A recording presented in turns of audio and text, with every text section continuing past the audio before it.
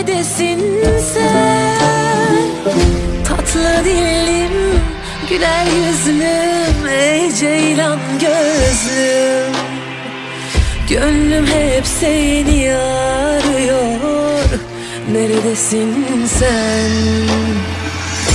Neredesin sen? Neredesin sen?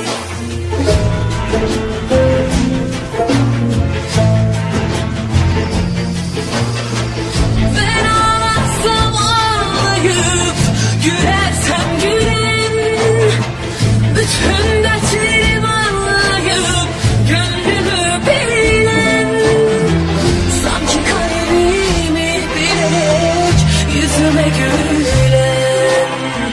Gönlüm hep seni arıyor. Neredesin sen? Ah, neredesin sen? Neredesin sen?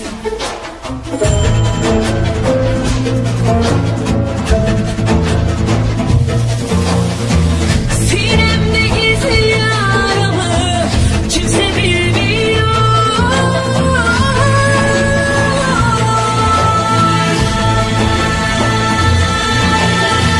Hiçbir tabip şu yarama merhem olmuyor.